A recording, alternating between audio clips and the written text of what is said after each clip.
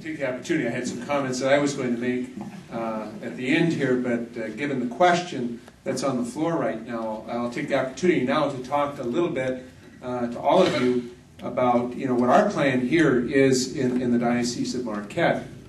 And is Tom still here?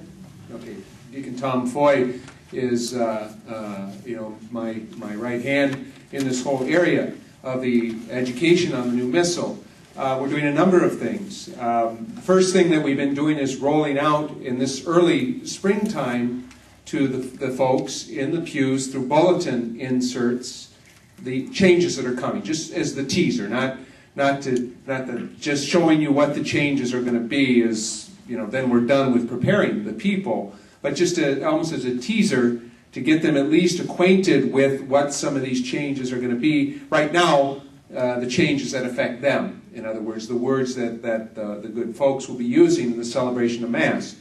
This lecture here today is part of the plan because, quite honestly, we know that those who come each year to the hospitality lecture tend to be folks who are very involved and in leadership positions in our parishes, and that you will go forth from here as new ambassadors, if you will, of the new translation, to be able to answer the questions. Sister Gloria was speaking to me as we broke for lunch, a gratitude for this opportunity today, because of course she's getting an earful too, as I know many of you are, as I made allusion to earlier.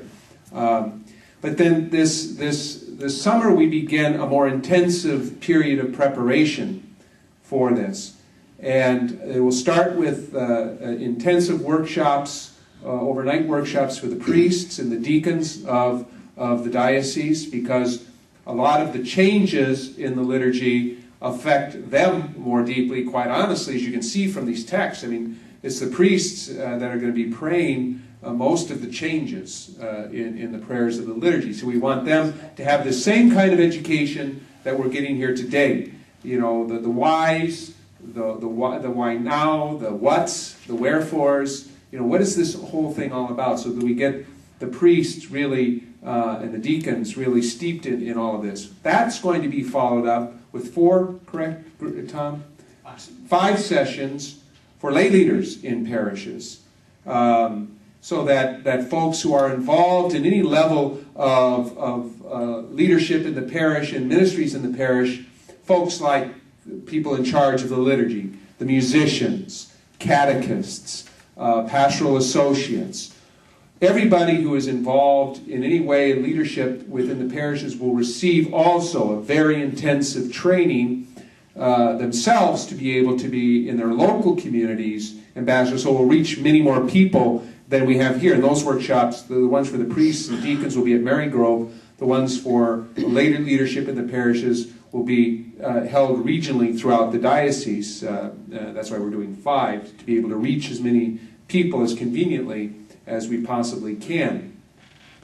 Then, while that's going on, the priests will be encouraging the priests, will be showing the priests how to practice the texts, how to pray the text, because as Bishop Serratelli said, we're not going to be able to do what we do now, where somebody opens the sacramentary in front of us and there's the prayer that we have to say, because we're used to the style that we have now, and you don't even have to look at them ahead of time. We're going to have to do that.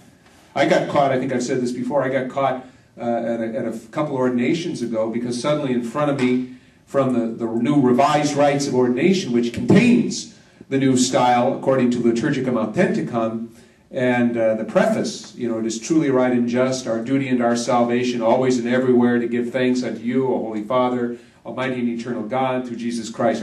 I turned to chant the preface as I normally do, and I started sweating. I did. I perspired because I sweated through that entire preface as I was chanting it, because it was so different from what I was used to.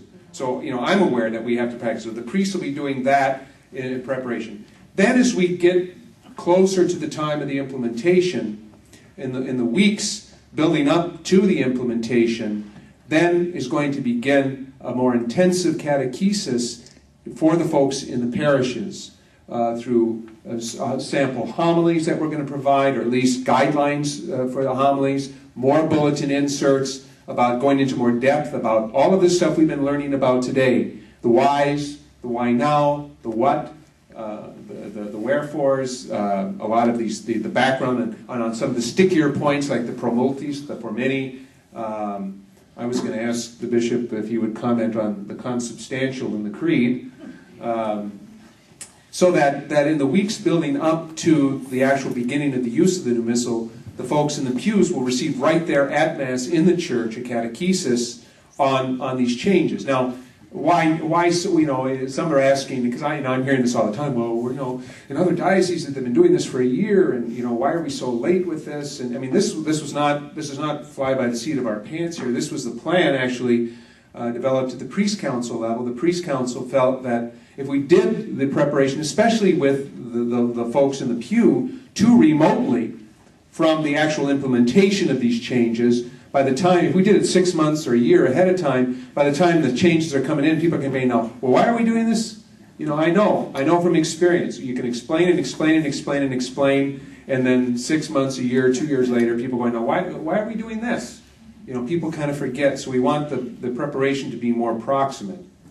In addition to all of this, we've developed our own website for our diocese, helping with the implementation of the new translation. It's www.obosov.org. One body, you know, one banquet, one sacrifice, one voice.org. That's kind of the name we've come up with our program in the diocese. It's one banquet, one sacrifice, one voice. Obosov. That's how I remember it. Obosov.org. And if you go to that website, it outlines the plan that I just outlined for you. It shows you what's going to be coming. It has links that will take you to other places, including the USCCB website, which is very, very well put together, has many, many resources, shows you the changes, has many articles to help explain the changes, and especially some of these more sticky points that the bishop has been speaking about. You know, I would encourage you all to encourage others to make use of these things, but we will be, and also in the UP Catholic. You know, we're going to be doing a lot within the UP Catholic to prepare people in the coming months, including some more direct words from me.